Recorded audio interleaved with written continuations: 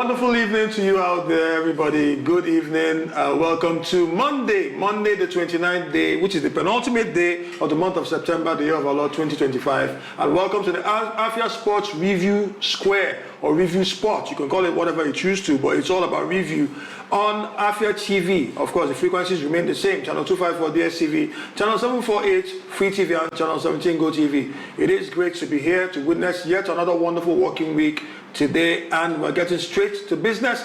And I am CC Emechebe, also known as CC the Rabbi. Not doing this alone, of course. As usual, I would have called him my partner in crime, but I have some, there are some criminal, I almost call them criminal-minded bodies, but no, they're not criminal-minded. Some bodies that try to seek out those who are criminal. So you cannot be my partner in crime, but you know, my partner nonetheless. The priest of football, Emeka Maduke, female himself. Thank you for having me. It's wonderful to be here this evening. Great, wonderful weekend, right? Yes, wonderful weekend. You sure about that? Not so rosy for most people, but for a few people, yeah. Okay, I love teasing, but you know, it's all good. All right, so guys, welcome to show everybody from around the world watching us on Afia TV. You can rest assured that you're going to have a wonderful time within the next hour or so, where we'll discuss issues that happened over the past week and, of course, over the weekend in the world of sports. Now we are going straight to the headline news, and where else do we start if not home? Because charity always begins at home. The NPFL, the Nigerian Professional Football League, had some wonderful results, but the main one that stands out from those of us who are here domiciled in 042, the coal city, is the result involving the Flying Antelopes. Now, at the third attempt at going on the road, Rangers International of Enugu mustered a point for the first time after failing to do so against Warri Wolves in Warri, losing 2-0, and then failing to do so against Kano Pillars in Kano by losing 1-0. They managed to go all the way to Bauchi up north in the northeast of Nigeria, and they secured a point, a valuable point in a 4-goal thriller, 2-2. That's what happened there. Rangers International grabbed their first point on the road thanks to the man, Golden Eaglets, who scored a brace in that game. Then, of course, the second result that we have, the second headline, I beg your pardon, has to do with the WAFU B U17 Championships that's going on currently in Yamoussoukro, Côte d'Ivoire. The Golden Eaglets are officially through, on the 17 side, officially through to the next round, which is the semi-finals of the WAFU B U17 Championship. Why? Because they did this when they mustered a goalless draw against their Burkinabe contemporaries, their Burkinabe opponents, Burkina Faso. So it was Nigeria, Burkina Faso goalless, which was enough to give Nigeria 4 points after the 4-1 mauling on match day 1 against Benin Republic, the Beninois. They grabbed 4-1. So now Nigeria, that is the under-17 team, Golden Eaglets, are through to the semi-finals of the WAFU B U17 Championship. Then the FIFA Under-20 World Cup kicked off yesterday in grand style. Different teams got their results there, but the one that concerns us here in Nigeria is the fact that the Super, I'll call them Super because they're actually Flying Eagles, but they are Super because they've been represented very well. The Flying Eagles of Nigeria have a stern test. They face a stern test tonight by 9 p.m. Nigerian time when they come up against their first opponents in Group F, Norway. Now, that same group has Saudi Arabia and Colombia. So for the Flying Eagles to get a good campaign going, they have to hit the ground running, and it begins against Norway tonight by 9 p.m. in Group F.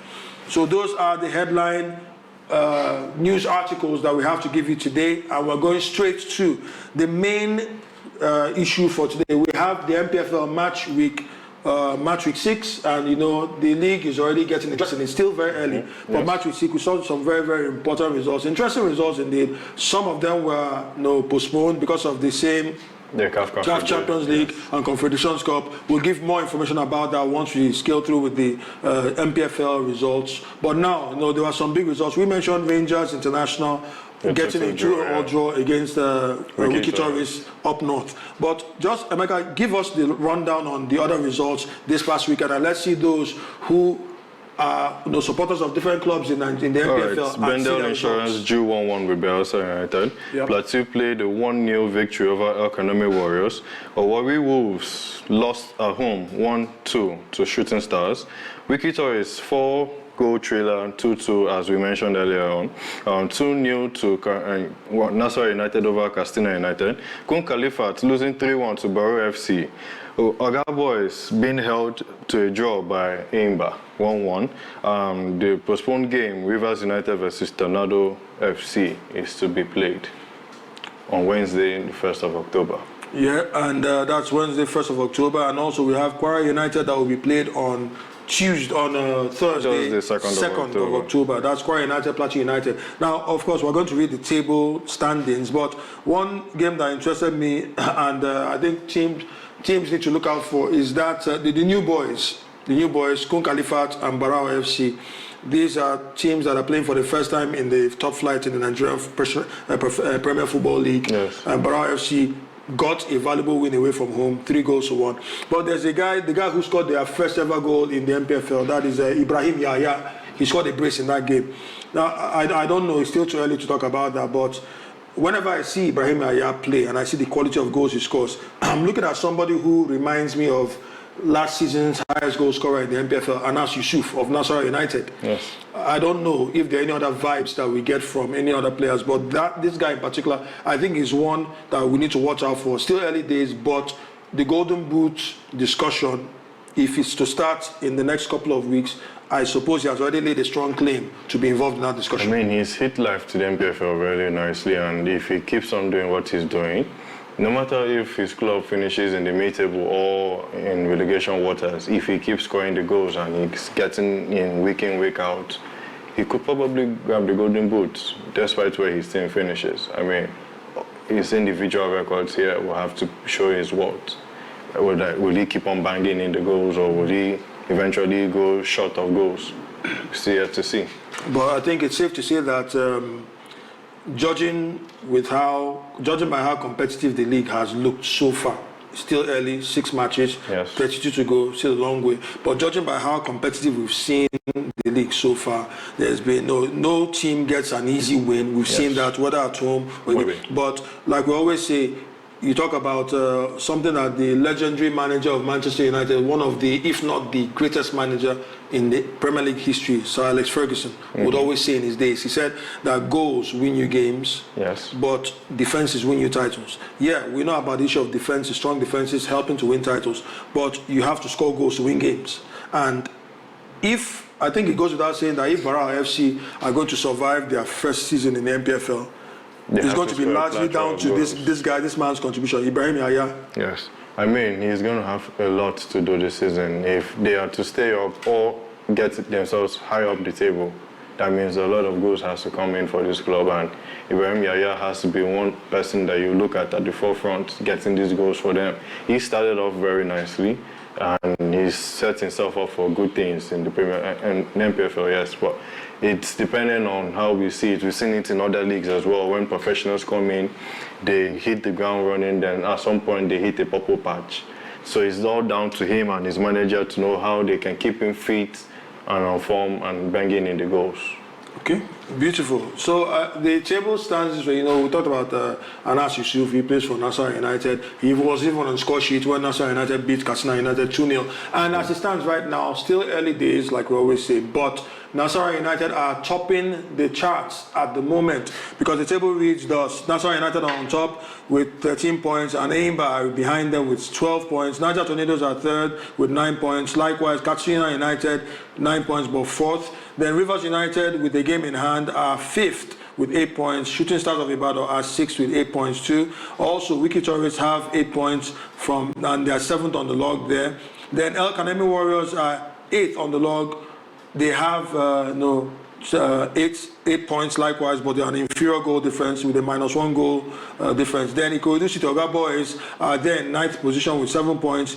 You also have Remo Stars, Warri Wolves, Bayelsa United with 7 points apiece. They are 10th, 11th, and 12th respectively. But Remo Stars have the benefit of having 2 games in hand while Warriors have 1 game in hand. Then, of course, you look at Abia Warriors, who are 13th with 6 points. You also have Bendel Insurance and Plateau United with 6 points. They are 14th and 15th respectively. And the team that is hovering above the relegation waters are Kwara United, who have 5 points, but they've played 4 games. Well, they won't really have to worry much about future congestion after this. We'll talk about that in a bit. But in the relegation zone, unfortunately, you have Rangers International of Enugu, who haven't played 5 games, have 5 points, and Barao FC share the same number of points and games, but with an inferior goal difference in 18th. Kano Pillars, same as Sugida, surprisingly are 19th on the log with 4 points. Likewise, Kum Khalifat, who started like a house on fire, but have been brought down to earth, and they are on 4 points, but with a -4 goal difference in 20th place on the log. That is the NPFL for you right now. And we're going straight to the CAF Champions League. Of course, it is not news in the CAF Champions League that Remo Stars, the defending champions of the NPFL, are officially through to the next round, the second preliminary round of the CAF Champions League, after putting their opponents of Comoros, Zilimaju, to the sword, 5-0 on aggregate. A 4-0 win at home and a 1-0 win on the road was enough to give them a comfortable advancement to the next round. And you could say almost the same thing for Rivers United, because after grabbing a goalless draw against their Congolese opponents, that is against Les Aglés, the Congo, away from home, they welcomed them to Rivers State and then grabbed a 1-0 win, making sure that they had a very important advantage. Now they are through to the next round. So the CAF Champions League still has Nigerian representatives in the second preliminary round. It's going to be tough indeed, of course, for Remo Stars, because they'll be facing Mamelodi Sundowns. But unfortunately, the Nigerian coefficient has been affected because the teams that were involved in the CAF Confederations Cup are officially out. They've crashed out. Why? Because Asante Kotoko put Kwara United to the sword and beat them 4-3 in the first leg in Ghana, and then traveled all the way to Nigeria and then beat them 1-0, beating them 5-3 on aggregate. That was what happened there in the game between the Asante Kotoko of Ghana and Kwara United of Nigeria, the current champions, holders of the President's Federation Cup. Then Abia Warriors, close at home right now in the southeast. Abia Warriors, unfortunately, could not do much against Djiboli of Mali, because they mustered a 1-1 draw at home against Djiboli, but they lost 1-0 away from home in Mali. And that means officially we have just 2 representatives on the continent from Nigeria. Sad indeed, but if the bright side to it is that, first of all, no disrespect to Abia Warriors, perhaps. Of course, I have great respect for Imam Amapakabo, who has been a legendary manager and has been doing a wonderful thing, but I feel that he needs less distractions, and then the continental engagement is a bit of a distraction. This is not me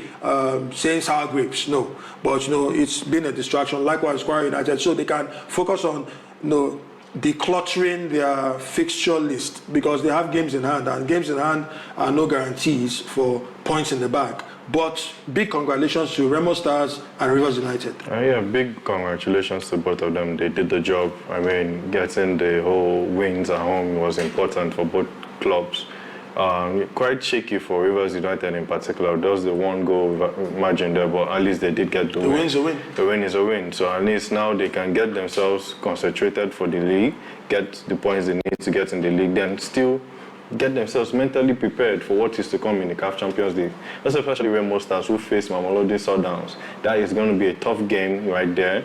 I mean, it's going to be a big one to watch out for. How do the defending champions on the NPFL face off against South African giants, Mamelodi Sundowns? That's going to be a tasty fixture to look at.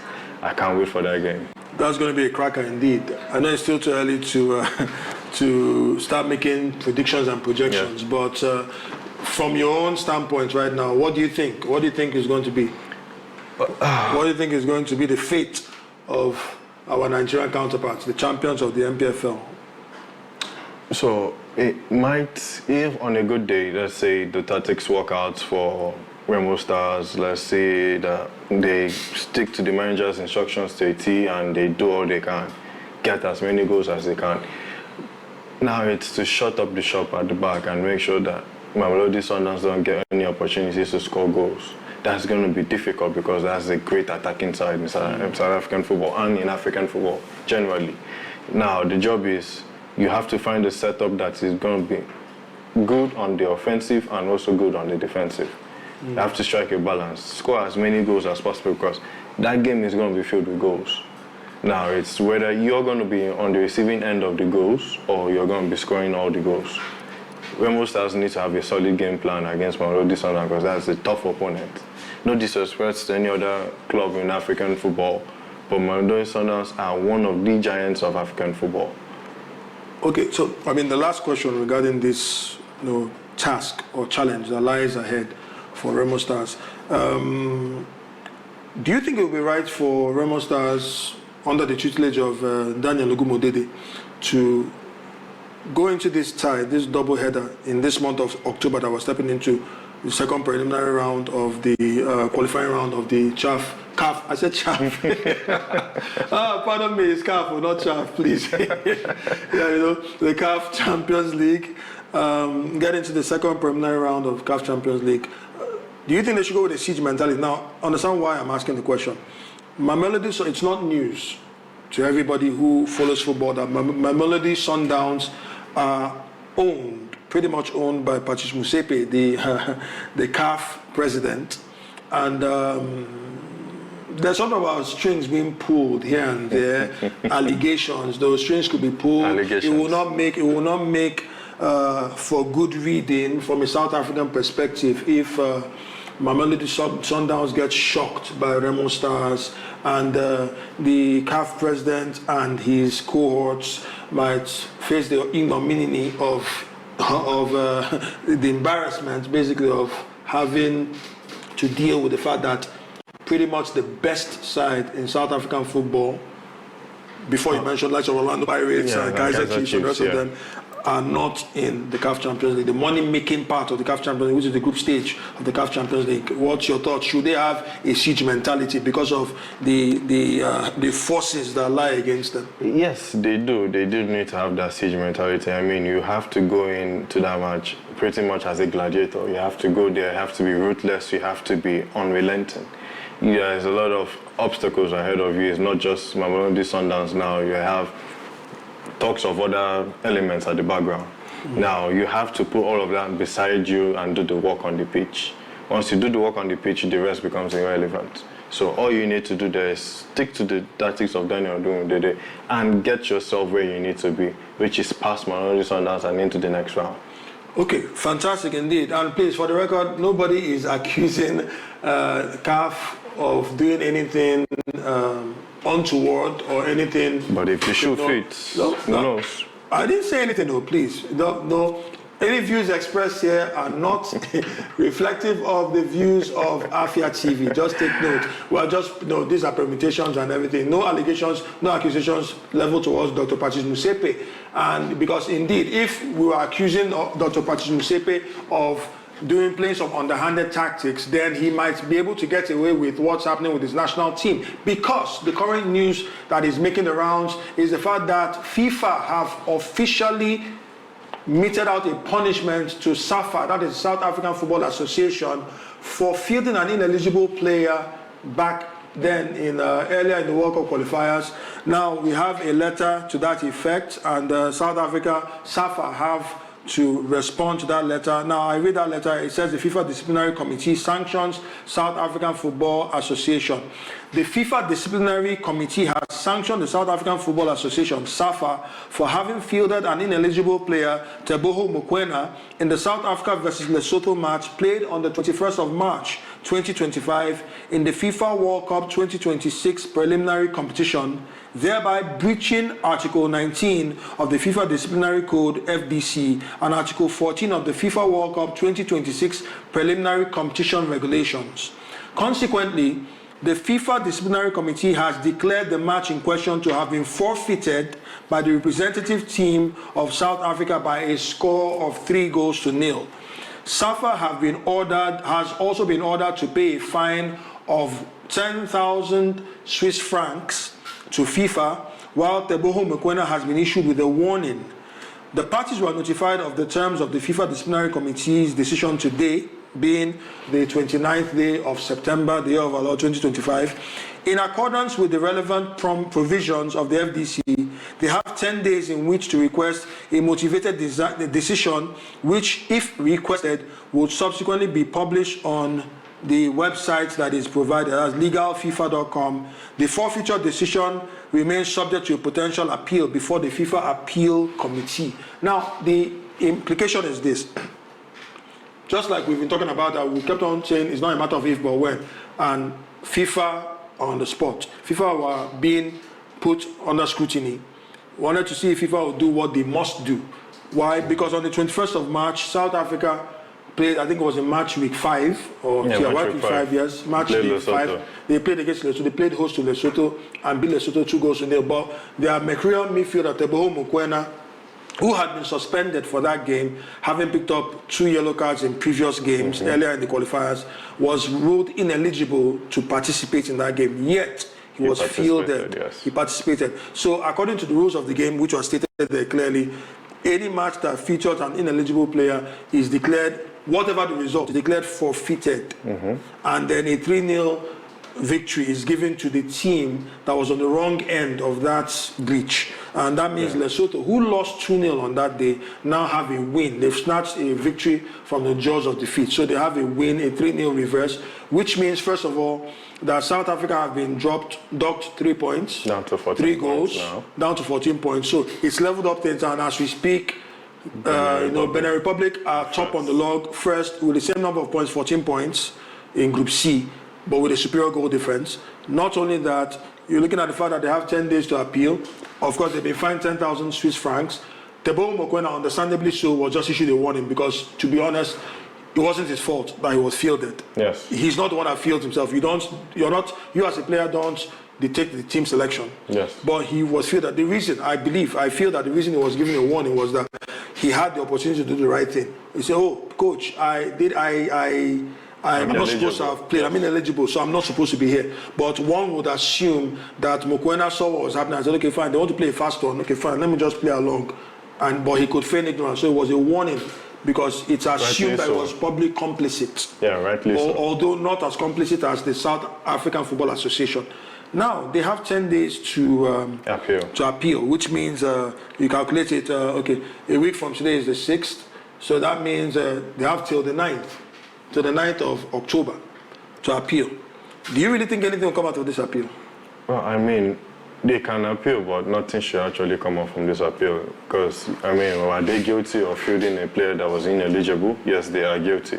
Does the player know he was ineligible? Yes, he knows. Do the team know he was ineligible? Yes, they do.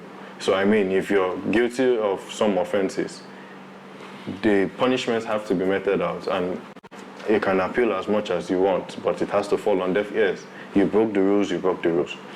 The 3 points rightly deducted, the 3 goals rightly deducted and given to Lesotho, fair enough. Justice has been served. Okay, so considering the fact that this official, and just assuming as we believe should be, the right thing should be done, that even if they appeal, now this is assuming they appeal, they may not appeal, but even if they appeal and they don't accept the result, there are 2 games to go in the FIFA World Cup qualifying rounds, and you have that Group C that has, in no particular order, Benin Republic, South Africa, Nigeria, Rwanda, Lesotho, and Zimbabwe. Who are the biggest winners? The biggest winners here are Benin Republic after the 3-point deduction, obviously, because now the 3 goals deducted has given them the superior goal difference, which means they are tied on 14 points to South Africa, but because of goal difference, they are on top of the table. And they have the pull force now to go on and win the group if they can win their remaining 2 matches. Now, Nigeria also are in an advantage because if they can get a win over their next opponents, which will be Lesotho, and get a win over Benin in the last game, they stand a chance to finish first. Okay, so it's now in hands of both Benin Republic and Nigeria to do their honors and get themselves. Who wants it more? That's what it has to be. So what you're saying in essence is that this, what was initially mission impossible, has become mission probable. Probable. Because something may be impossible, but it's improbable.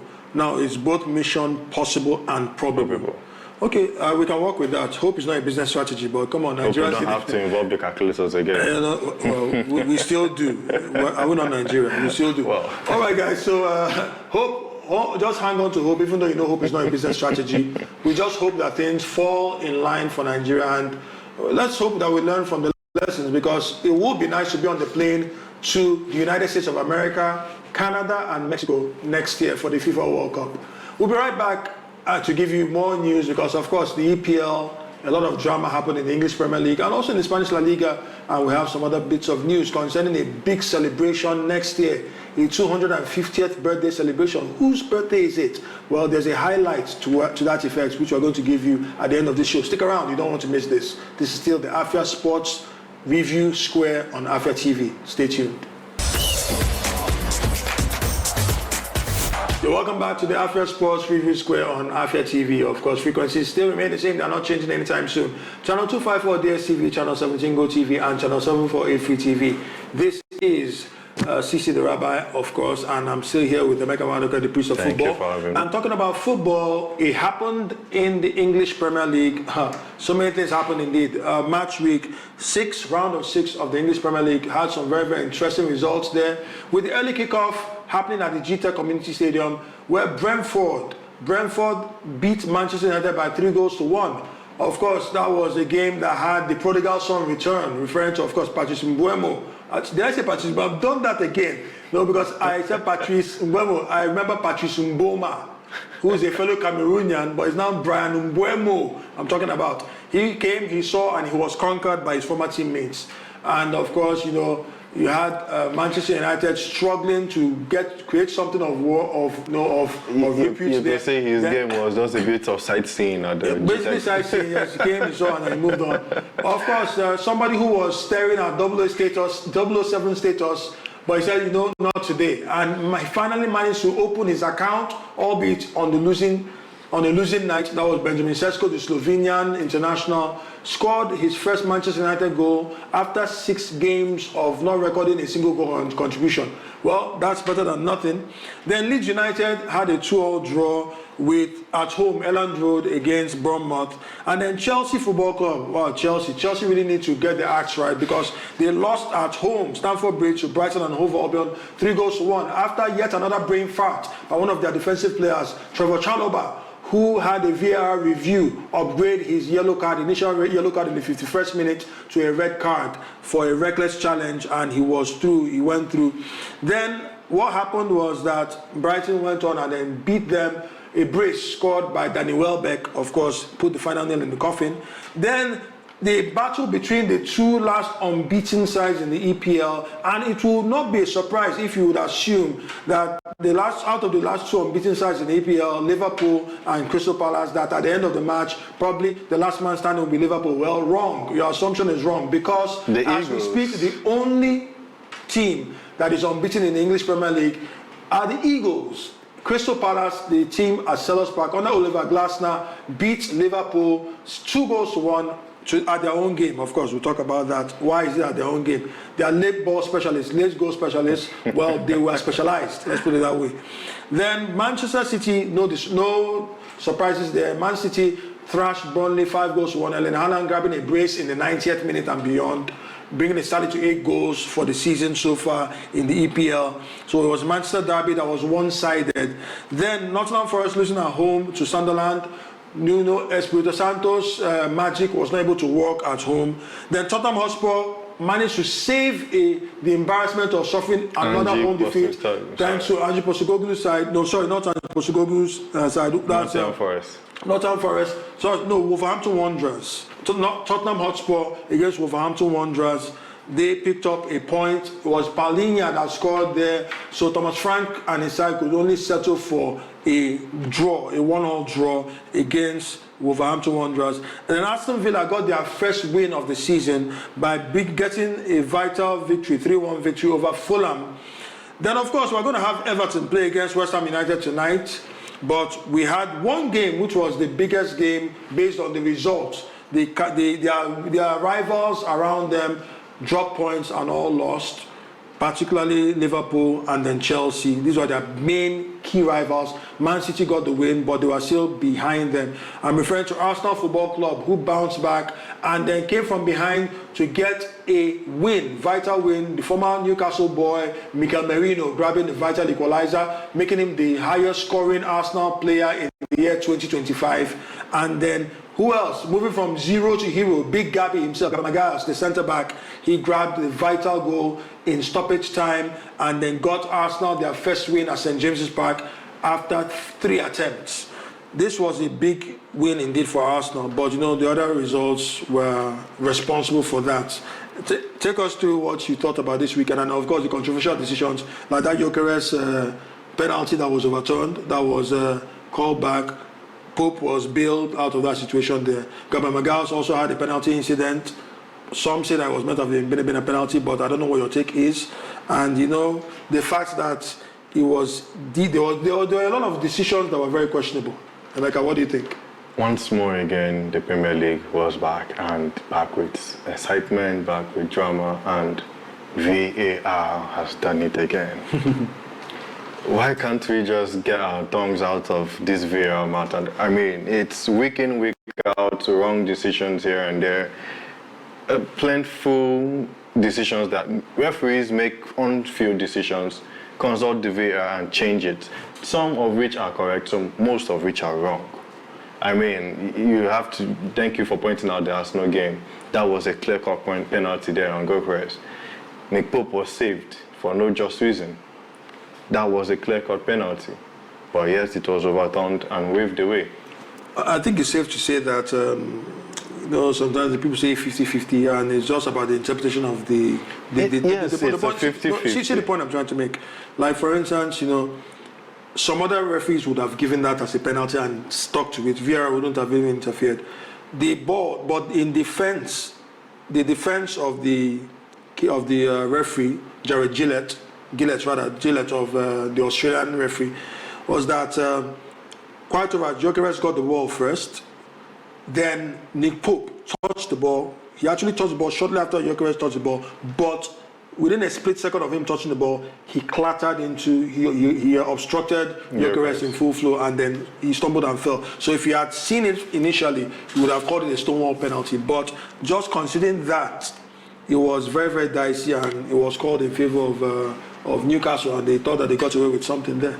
I mean, you have to just consider this VAR thing, and it's, like I said, most decisions wrong, because I could call another game. Now, many opposing fans will say, okay, this is wrong for me to say, or this is... But if you look at the Chelsea game as well, the controversial red card, the on-field decision was a yellow card by Sam Coop. And Sam Coop, being on the spot, seeing it there, giving the yellow card, initially stood by his decision until VAR called him back. First, he gave that decision, and I read his comments after the game.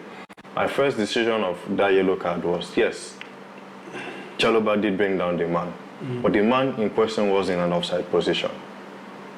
Now the VAR calls it back and says that was a clear denial of a goal-scoring opposition from an offside position. How do you call that? How do you give that as a red card? I mean, so many wrong calls in so many matches. VAR just have to get their acts in order and get it right, because I mean, they're giving more bad decisions than good decisions in many games. Okay, and by VAR, we're talking particularly to Howard Webb. He should get his acts right, because they are very consistent indeed. VAR this season and PGMOL by extension have been very consistent. The only problem is what they've been consistent in. They've been consistent in inconsistency, and that's the problem. All the same, we'll move straight quickly because of time. We're going to the Spanish La Liga. Just we'll read through the results and just look at them. In round 7 of the Spanish La Liga, we had results there. Girona and Espanyol could only muster a goalless draw in the Catalonian derby there. And then Getafe against Levante was 1-1. And then Atletico Madrid, the biggest result of the weekend, Atletico Madrid thrashed Real Madrid 5-2 there. Of course, Mbappe continuing with his fine run of form, but it was not enough to spare Madrid in this 7-goal thriller, because Julian Alvarez grabbed a brace in that game there. And the Mallorca beat Alaves 1-0. Villarreal beat Athletic Bilbao 1-0. Rayo Vallecano lost at home. 10-man Rayo Vallecano lost at home to Sevilla.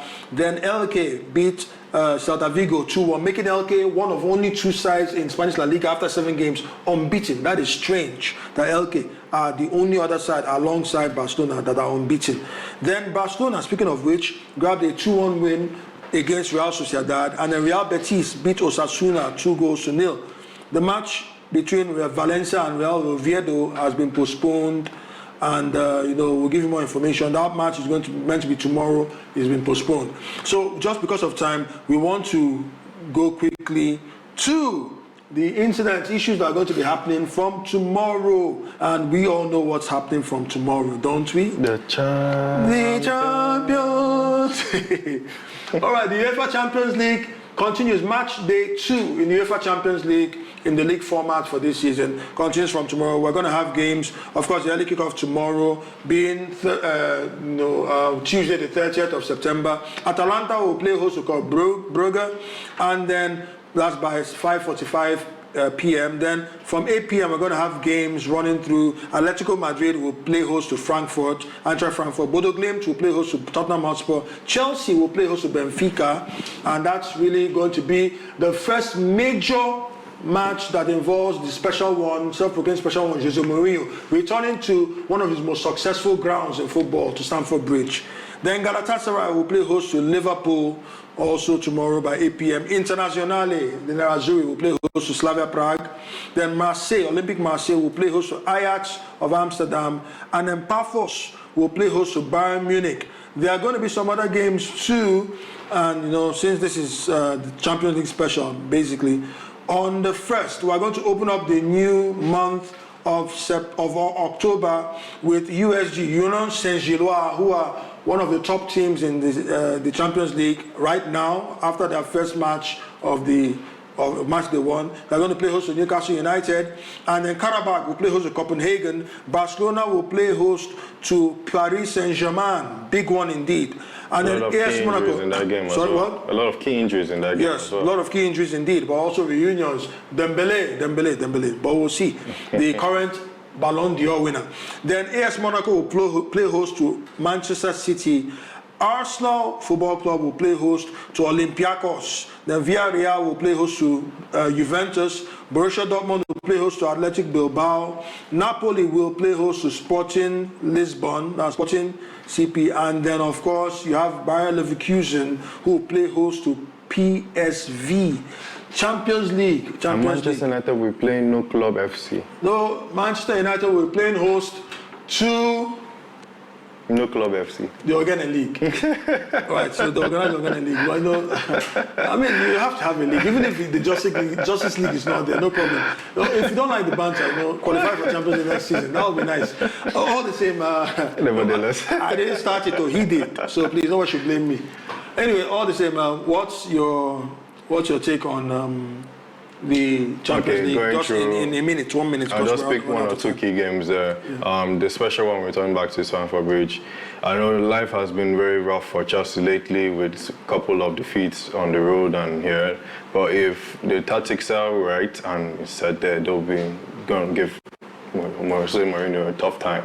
Possibly, if all goes well for Chelsea, maybe a 2-1 win for Chelsea to Benfica.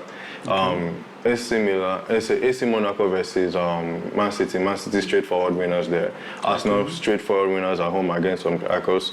I believe backup PSG will be a tough game, but considering the amount of injuries PSG have versus the injuries back at half, I would slightly edge it in form of Barcelona. Barca's favourite. Yes, I will also give. I think I will give Tottenham a draw away from home. Okay, Bodo Glimt against Bodo Glimt. Then a straightforward win for Bayern against Paphos. No disrespect to Paphos. Okay.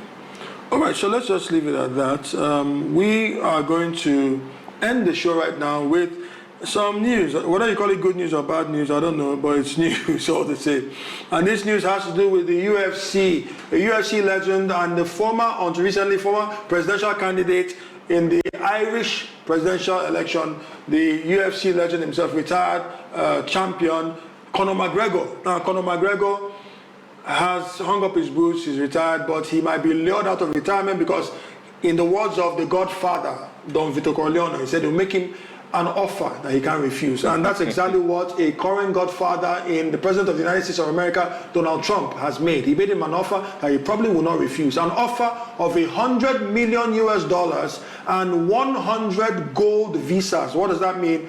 Visas that give the holders permanent residency in the United States of America if he will grace the occasion of a special historic game, UFC fight, in the White House next year in 2026. Of course, 2026 next year, July 4th, will mark 250 years of the United States of America's independence. So the president wants to make it a grand style there. He wants to have a grand event, and one of them will have to be a UFC special. And Conor McGregor has been made that offer. $100 million. You can't. 100. Now, if you are McGregor's village people, I cannot allow him turn down such an offer. I mean, 100 golden visas. 100 golden visas and $100 million for one fight. It's too sweet to turn down. It's heavenly. I have a feeling. I feel led to travel to Ireland to trace my Irish roots down to McGregor. And I think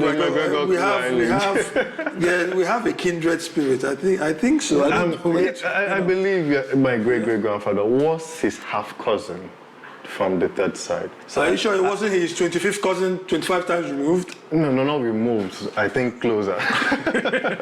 Anyway, all the same.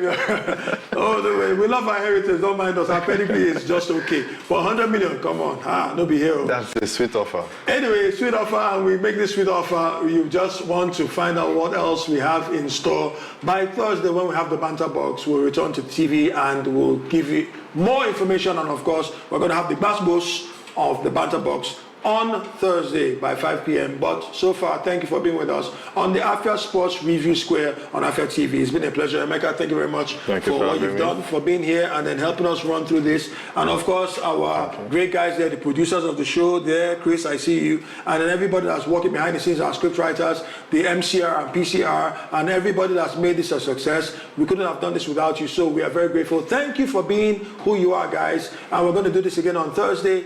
But till then, have a blessed day. We will see by 5 p.m. on Thursday. Till then, this is Sisi, the Rabbi, signing out. Have a blessed month ahead in the month of October.